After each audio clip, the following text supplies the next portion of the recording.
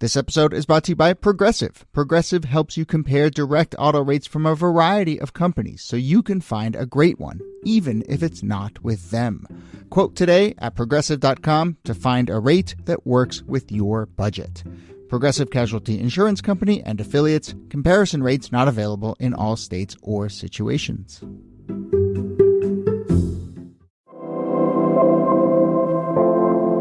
Hello and welcome to This Day in Esoteric Political History from Radiotopia. My name is Jody Avergan.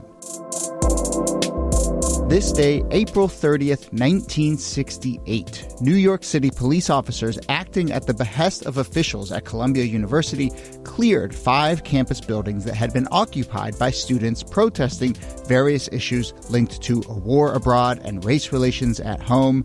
And yes, listeners, there is a big sign floating over my head as I read this that says, history repeating itself, history repeating itself. Look, of course, we are recording this at a moment that there are campus protests at Columbia and around the country going on to protest the war in Gaza, and the police are being called in to clear them, often by the university presidents themselves. Hundreds of arrests. There's been a decent amount of coverage about how this echoes what happened in 1968, but we thought that we would bring our This Day lens to it. This was kind of on our list anyway, and feels like the moment to do it. So let's talk about the campus protests of 1968, and then, of course, a little bit of what it tells us about what's happening on campuses right now. But here, as always, Nicole Heimer of Vanderbilt and Kellie Carter-Jackson of Wellesley. Hello there. Hello from Vanderbilt, where there's also an encampment and also have been student arrests. Hello from another college campus. Hey there, guys. So, I mean, I'm curious to hear what the, vibe, as they say, on your campus is. But, of course, this may change day by day. So let's start in 1968 and really just kind of understand that, because I think people will draw the parallels and so forth as we go through it. Should we start by saying that both Niki and I are Columbia alum? Uh-huh. And I feel like this story has always been like sort of like the folklore that gets passed around, especially in the history department, about, what happened in 1968. So let's start there. What's the folklore? Yeah. That's where I learned of this story as well. And, there are some iconic pictures that come out of this. A student protester in sunglasses who has his feet propped up on the president of the university's desk. Obviously, much more dramatic and visceral footage of police using nightsticks to club protesters. A lot of bloodied students, actually conservative students on campus dressed in suits and ties lined up with the police. You see all of these images coming out of Columbia in 68. And none of that actually touches on what the protests were about. But they give you a sense of the imagery of what we have come to associate with really intense protests on college campuses weren't only created at Columbia, but Columbia has provided in these 68 protests some of the most iconic images. Yeah, certainly. When I think of like protests, there's probably 3 schools I think of. I think of Columbia, I think of Berkeley, I think of Howard. For me, or you could probably say Kent State, but I mean, like these campuses were exploding really all over the country, but these become sort of the most iconic ones of students upset about an array of issues. I mean, a lot of it is anti-war protest. We're sort of like the height of Vietnam. And sort of the duress that students have about the war. Racial injustice is still ongoing. I mean, King is assassinated at this point, but like there is still sort of like fuming anger and rage about racial injustice. Columbia was trying to build a gym in Harlem. I mean, I suppose we'll get to this later, but that was one of the major contestations is building this gym. In Harlem. And I think there's a lot of also discussion about like, is Columbia in Harlem? Like what, like there is sort of an ongoing beef with the sort of larger community, or has been a larger beef with the community that surrounds Columbia that is predominantly Black and brown and poor. I think that's such an important place to go. Like, as we start to talk about this gym, which, as Kellie pointed out, is not the only issue that's going on, but comes to embody a lot of the issues that students had with the university. Columbia situates itself in a neighborhood called Morningside Heights, which when you're on campus, you're like, do they just call it that so they don't scare parents by saying they're in Harlem? Because they're so clearly in Harlem. And you could throw a rock to Harlem. You really could. And Morningside Park is one of those dividing lines between Morningside Heights and Harlem. And what's interesting about that park, if people haven't seen it, is that it starts like very high up on a hill, and then there's just like a cliffside, and then it's several stories down where the park actually is. So you have to walk down into the park. And the gym was going to be built in Morningside Park, and it was going to have 2 levels. There was going to be one entrance on the Morningside Height level where the Columbia students and faculty could enter, and they could use the full services of the gym. And then on the lower level, there would be access for Harlem residents, for a community center, and they would have some access to some of the facilities on a restricted basis.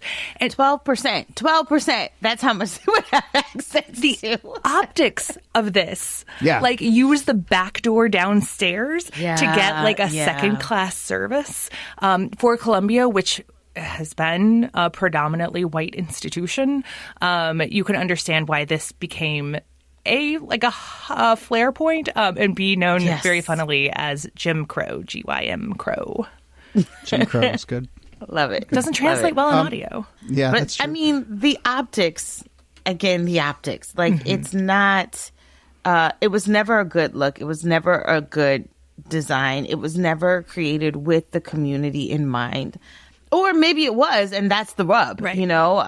So it starts off a lot of protests, and I think to some degree, and I don't know, Niki, you can correct me if I'm wrong, but I feel like to some degree, the protests of the gym and the racial unrest gets sort of marginalized a little bit because Black students don't have a large demographic or representation at Columbia's campus, and so they really can't go toe-to-toe in the same way that these white students can, who will have daddy's money to bail them out of jail.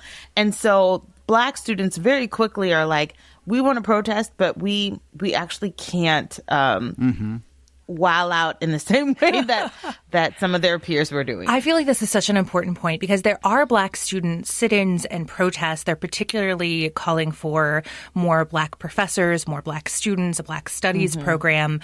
But when push comes to shove, they're like, okay, we're done. We made our voices heard. We're not going to do anything. Meanwhile, the white students are holding a dean hostage, occupying several buildings, and I think, Kellie, you're right to bring up the difference between these two because the white students just had more space, which is not to say that they got off scot-free doing that. Like I said, like Jody mentioned that 100 were arrested, students were beaten by the police. So it's not that they got off scot-free, but it was clear which students felt like they could push the boundaries and which students understood that they couldn't. Yeah. So to paint a little picture of how this went down, this sort of occupation of the buildings, and I just want to get to so many of the sort of big strands and ideas that you both just laid out. But, we have this march and this protest down to where the gym is being constructed. That gets broken up. Students return back to campus. They seize about 5 buildings, take a dean hostage, as we've said. It basically brings the university to a halt in this moment. Notably, there are also lots of protests and kind of ancillary things going on outside the gates. It's a huge dynamic we're seeing now, and the sort of inability to disentangle kind of like who's a Columbia student, who's not, who's just there to kind of be part of the scene. All of that is going on in 68 as well. Black students do have the sort of dynamic there is really interesting. There is an occupation led by Black students. 86 protesters take Hamilton Hall and reclaim it, call it Malcolm X Liberation College. Notably, I think to your point, Kellie, they eventually surrender without a fight. I think there's just an understanding of kind of who can push the line and who can't. I want to sort of take half a step back and just ask, in that 68 protest that we've described here, I see a really important kind of dynamic, which is, both of you kind of got to it, but the marrying of campus politics and larger politics. And a moment when they feel like they become the same fight for a bunch of reasons, And I'll say, I went to college, and when I was in college, the university's office was probably more occupied than not. You know, I mean, it was just always occupied, right? And I had friends who would do it. But, you know, even at the time, and certainly in retrospect, I tend to recognize those were important fights and college kids, you know, taking a stand over. But they were campus politics. They were little interscene campus fights. What you see in this 68 story to me is a different dynamic, which is there is this fight over the gym, right? But it becomes immediately, because I think it is genuinely connected to this larger racial justice fight, and then also to this larger fight about the Vietnam War. And something about that really echoes to this moment, and I think leads to these moments really kind of pushing beyond the boundary of, you know, young lefty college students will always be agitating about something. I think that intersection is so important for understanding why these conflicts take place on college campuses, because students have these moments where they see their university as a perpetrator of a larger injustice that they're already concerned about. Yeah. So when it came to college campuses in the 1960s, universities were affiliated with all sorts of military research and weapons production. Like, they were deeply embedded, from the invention of napalm and the nuclear bomb to all of the different military contracts that universities had. So that becomes a flashpoint. As you mentioned, the racial justice issues, particularly when it came to representation on university campuses. Like, what does it mean to say that you are a desegregated university and yet you have like 2 Black professors, or that your Black students are treated differently, or there's no Black studies program at the university? And so what you often see at these universities and in protest signs is like, we're protesting, yes, because of these large injustices in the world, but we're also protesting because this place that is supposed to be a space that prepares us for the world and introduces us to all of these new ideas has become rote, and it's become its own kind of machine that is stamping us out for these boring jobs and trying to take the idealism and radicalism from us. And we protest that too. Yeah. I mean, first of all, spot on, Niki. but also the idea is that, like, when students go to college, for the first time in a lot of cases, they are being enlightened and educated and introduced to really big ideas and concepts, how systems work, how power works, how capitalism and socialism or patriarchy, all these big ideas are being discussed in classrooms. And so students are, you know, having sort of an awakening moment. I know that's what it was for me when I went to Howard. It was like, oh, there's this much bigger world that I'm being prepared for. And what role do I want to play in this world? Do I want to be someone who makes it better? Do I want to be someone who makes it worse? And you have a lot of, I think, appropriate ethical questions being asked. And in some ways, it's sort of one of the best opportunities, I think, to use the tool of protest, because students have so little to lose.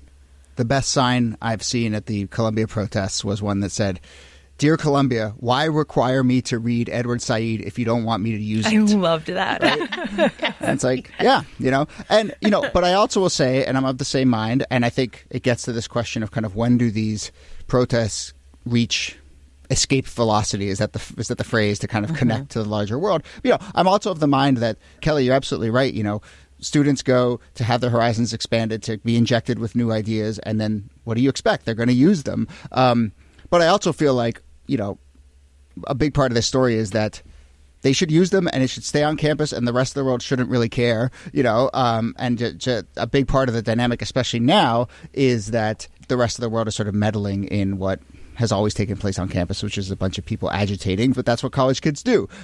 That said, to come back to this idea that it feels like it connects to a bigger issue that the whole world cares about, that's clearly what's happening in 68. It's what's happening now. And I will also say, I mean, a lot of places we're doing it are drawing this 1968 parallel.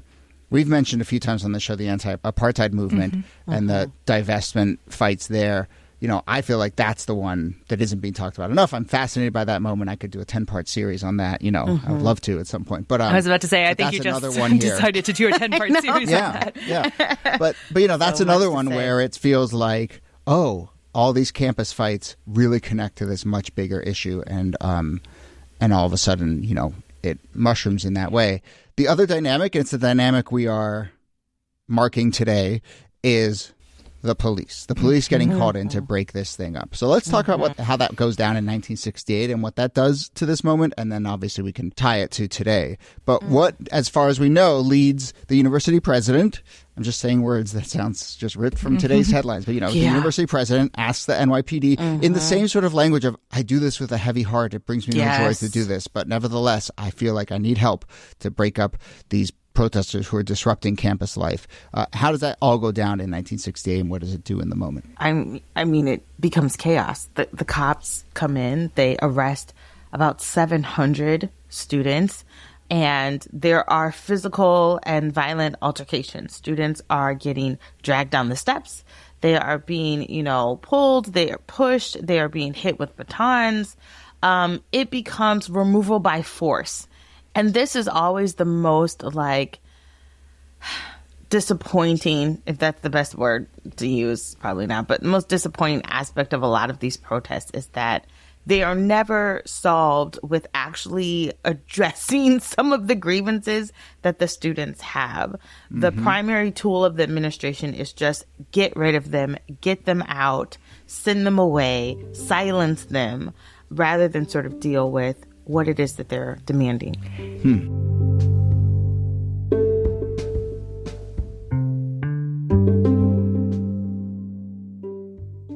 Interested in the forces shaping our world? The Council on Foreign Relations has you covered. For those who like to look ahead, dive into The World Next Week, hosted by Bob McMahon and Carla Ann Robbins. We were not forecasting anything about Russian domestic upheaval, and yet that has been the story of the week. These are scorpions going after each other in a bottle. And for those who want to go beyond the headlines, join Jim Lindsay as he opens up the president's inbox. What should U.S. policy do? The approach towards China, it's enough to make me question bipartisanship. And finally, join me, Gabrielle Sierra, on Why It Matters, as my guests and I bring some of the world's most compelling stories home to you. Do you feel good about where we're heading with AI? Maybe we need to invent a new word here, which kind of is a combination of frightened and excited. I'm Frasighted. So what are you waiting for? For the World Next Week, the president's inbox. And Why It Matters. We'll see you soon.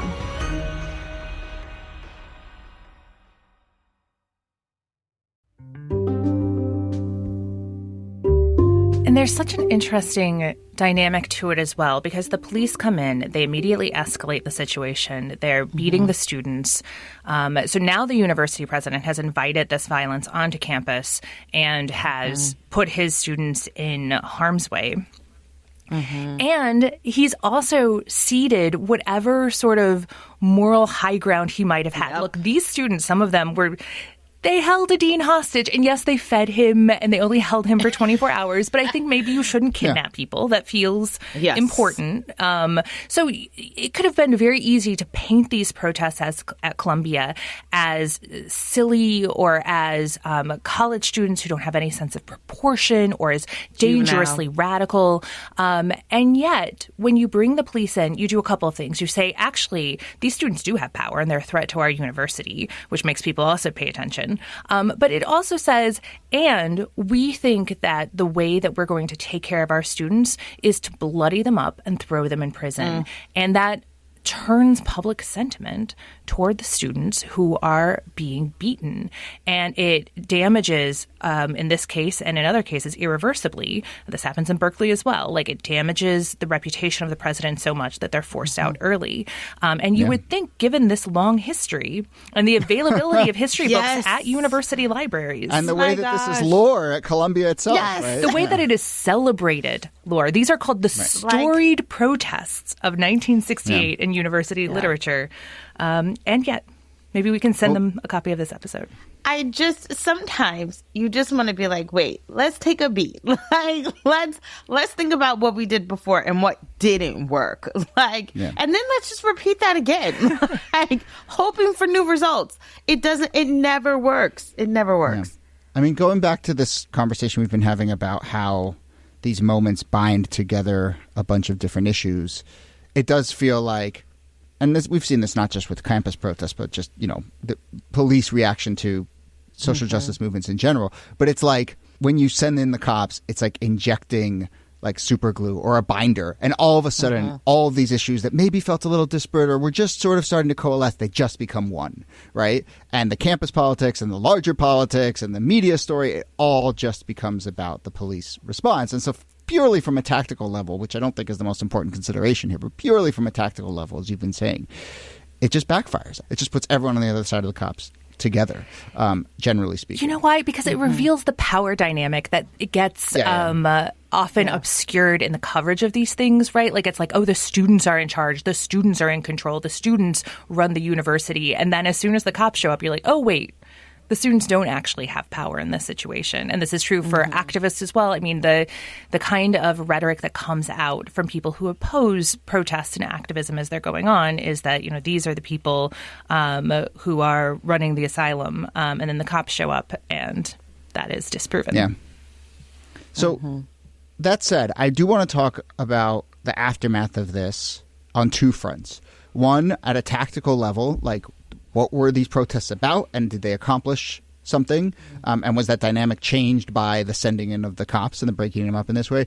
But then also, because you're starting to see this conversation already emerge, you know, the story of these protests and whether the story of these protests felt connected to the original idea of the protests. And we've hinted at that a little bit. But let's go through very quickly the kind of nuts and bolts. We talked about this fight over a gym being built in Morningside Heights.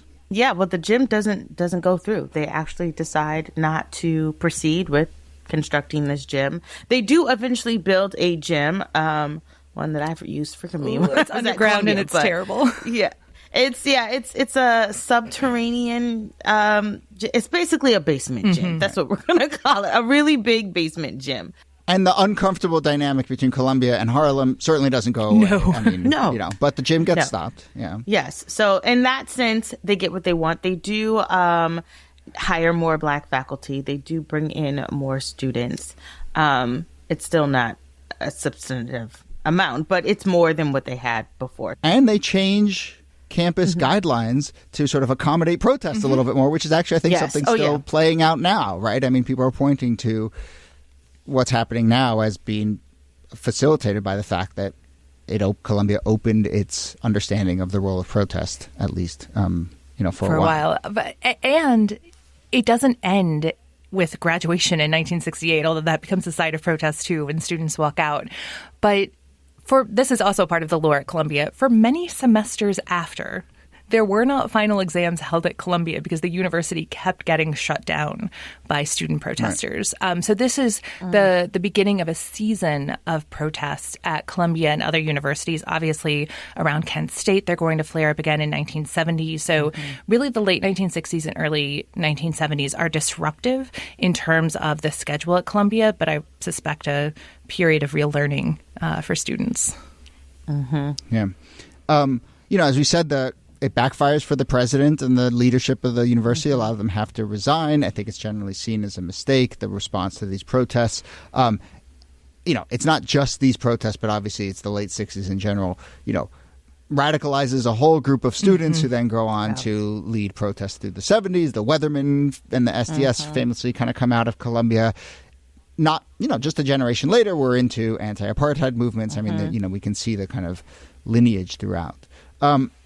The story of these protests, because I think I'm seeing a lot of people even now, and this is moving day by day, but even now as we're seeing these encampments on campuses around the country and then police being sent in and being broken up, a lot of people are saying, wait, we're losing sight of the fact that this is about Gaza. This is about what's happening in Palestine. And instead it's become about a fight between the cops and the kids. And I wonder what you make of that. I wonder if 1968 has lessons for that, especially both in the moment and in the lore that got told on Columbia's campus. Is there a danger here? And in some way, is that then advantageous to the powers that be, that when you take a step like this, it turns it into a fight that's not really about where it started? I can see in the short term the attention being turned to the question of whether to, as many people have floated, bringing the police or the National Guard onto college campuses in order to put down student protest and faculty protest. And that is understandably where people's focus are when they're on campus is how the university is going to retaliate. But I think the lesson of this is that both build solidarity on campus. You weren't seeing a ton of faculty out there with students until students started getting arrested. Yes. And the protests have gotten bigger because of the police violence. And that is not to say that everyone is coming out to protest because of agreement on what university and U.S. policy should be toward Israel and Gaza. But it does, I think, create the ground for a larger movement. And so in that case, like in the short term, maybe people aren't talking quite as much about Gaza, although I think they still are talking about it quite a lot. But I think that it grows these movements and empowers them in a lot of ways, although I would much rather not have universities sicking law enforcement on students and faculty.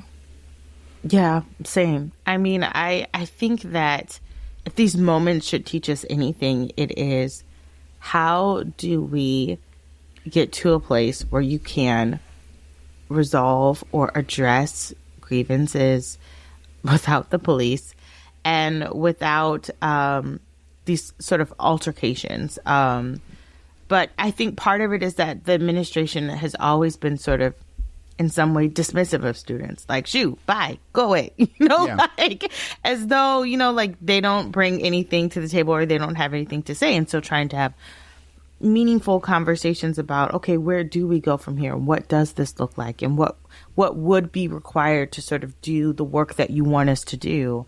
I never see those conversations taking place. I'm not saying that they don't happen behind closed doors, but we never see that sort of like conflict resolution play out in public. And I think because we don't see that, we never have a model for what solution building will look like. And in part, it's because universities have gotten very used to responding to students as consumers and responding to consumer complaints, but they don't have a framework for responding to students as activists and protesters. And that, I think, is where there's a lot of conflict on campuses right now. And none of that is helped by by social media and the speed at which outside attention can come flooding in and outside pressure can come flooding in. And, I agree. I mean, Kellie, you painted such a wonderful, but I think achievable and laudable vision for how these things could get resolved. I don't think those things get resolved that way with, everyone in the world agitating from the outside and having an opinion. I think, campuses should be able to just work stuff out on their own and realize that, other people should just keep it moving. But but nevertheless, I'm really glad we did this. Really fascinating, and obviously tons of parallels. And we will, we wanted to cover this on its own right, but man, it feels so resonant. We'll it's been flying around, but we'll send out some of the articles that were written at the time because it really just feels so reflective of what's happening right now. But we will leave it there. As always, Nicole Hemmer, thanks to you. Thank you, Jody. And Kellie Carter-Jackson, thanks to you. My pleasure. On April 23rd, SDS called a demonstration in which we plan to demonstrate inside Low Library to protest Columbia's complicity with the Institute for Defense Analysis, its racism in building the gym in Morningside Park, and its attempted suppression of the left by disciplining 6 students. About 500 people joined us at the Sundial. We were opposed by about 200 jocks. We found that not only were the jocks there blocking our way, but we found when we got to Low Library that the library was locked by the administration. I must have thought that would stop us, but it didn't. As we went into Harlem, we busted into the gym site. The pigs called in reinforcements.